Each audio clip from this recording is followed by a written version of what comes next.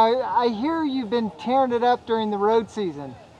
Yeah, we've got, I've kind of jumped on board with a new project 2 years ago. First Internet Bank is a great sponsor for our road team. I guess they technically sponsor me for cross.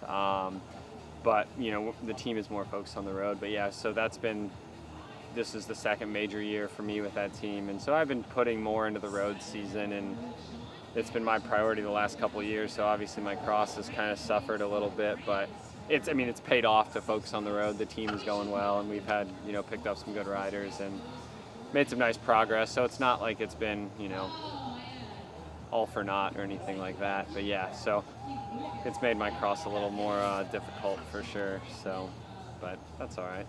And to add to the drama, you have a broken wrist. I do. Yeah, I was mountain biking in Colorado with some friends and crashed pretty good. So I've been nursing that a little bit. It's not, luckily, I can kind of fake it on the bike a little bit, and this course isn't too technical or too rough and doesn't beat you up. And so it's been about 4 weeks, so it's definitely healing.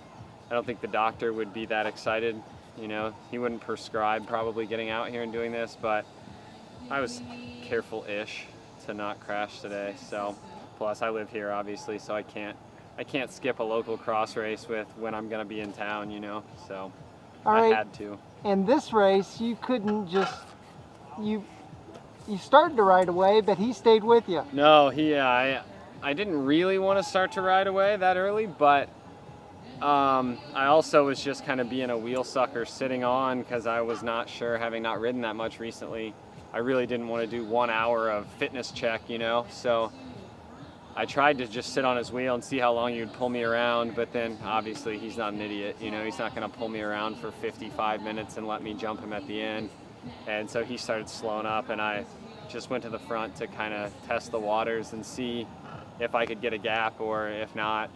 And luckily I got a little bit of a gap, but it definitely didn't come easy, and he kind of held me at 5 to 10 seconds for a while, and it was hot and it hurt. So yeah, I definitely had to work for it, but finally the elastic kind of snapped a little to where I could have a little more substantial gap and not be sweating it so bad. But yeah, he put up a fight. He's good. He's strong for sure.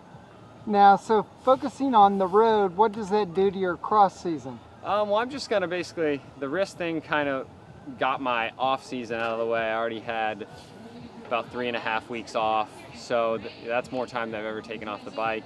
And so, I'm probably pretty fresh. So I'm just gonna start into kind of road-based training here after a little bit, which will probably, I would imagine I'll have some fitness for the second half of the cross season. And lucky for me, there's a lot of cross racing to be done in this area.